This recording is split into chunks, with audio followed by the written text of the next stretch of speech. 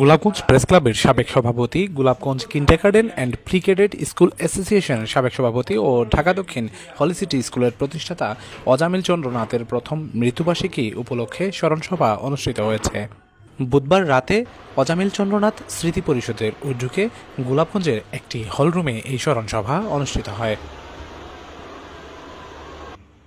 এই সময় গোলাপগঞ্জ প্রেস ক্লাবের সাবেক সভাপতি এনামুল হক এনামের সভাপতিত্বে ও সিলেট জেলা প্রেস ক্লাব সদস্য সাকিব আল মামুনের সঞ্চালনায় বক্তব্য রাখেন গোলাপগঞ্জ প্রেস ক্লাবের সাবেক সিনিয়র সহসভাপতি রতনমণি চন্দ, দৈনিক ৭১-এর কথার স্টাফ রিপোর্টার জয়রায় হিমেল, সাংবাদিক দীনেশ দেবনাথ, রুবেল আহমদ, ফারহান মাসুদ আফসর, গোলাপগঞ্জ বেলমন ইংলিশ ল্যাঙ্গুয়েজ ইনস্টিটিউটের পরিচালক ও শিক্ষক রুবেল আহমদ, রিমন উদ্দিন, শিক্ষক রাহাত আহমদ শুভ, শিক্ষক ও সাংবাদিক সাজু আহমদ, সাংবাদিক রিফাত আহমদ, আরিফ আহমদ, আলম আহমদ সহ আরও অনেকে।